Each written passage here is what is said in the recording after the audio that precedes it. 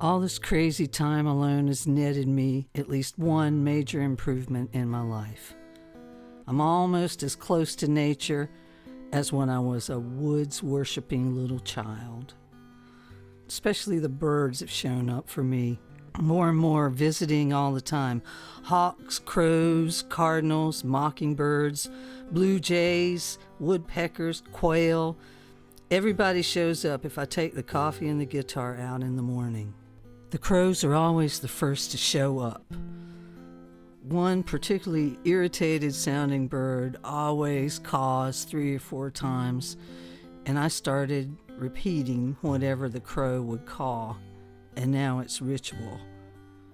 It always speaks, and if I'm preoccupied, he ramps up the tone and lets me know I need to reply. I've gotten the relentless mockingbird to stop and take note of my little riffs only twice. But one of them was repeated, and what a thrill it was to know that a bird in town sings a widespread panic riff because I wouldn't let up singing it over and over and over every day. I've been shocked to find egrets and shorebirds far from the ocean. I've been chosen as a landmark by flocks of geese because I always holler at them, and a hummingbird stayed in my hair for almost a minute buzzing in my ear.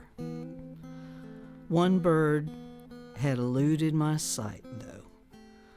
I was sitting back in the swing before they ripped the woods out behind me, and I heard this beautiful trill warble I'd never heard in my life.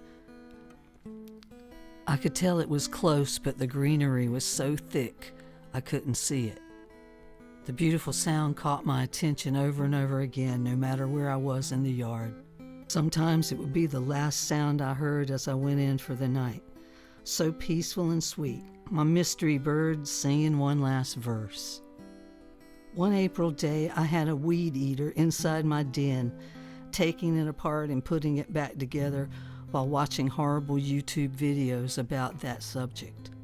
The beautiful bird was outside, close by. I heard it several times as I changed the gas line out and remixed fuel and tried to get the trimmer functioning. Going out to try it one last time, I heard my beautiful mystery bird, a good luck call. The trimmer cranked, but when I held it toward the ground, it choked off. Crank, tilt, choke. Crank, tilt, choke. That third time, I raised the murder wand in the air above my head and was ready to crash it down from the porch into the driveway when the big morning crow flew up.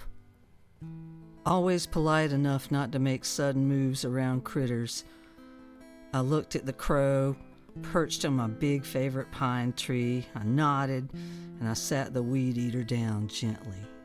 The big old crow jumped down onto the next branch closer to me, looked me straight in the eye, and made the beautiful bird sound. Oh, life's rich pageant. I ran inside to get a recorder, and when I whistled for the crow, he made the sound. And I will put it on after this story for your listening pleasure. I've still not used the weed eater. Sorry, neighbors.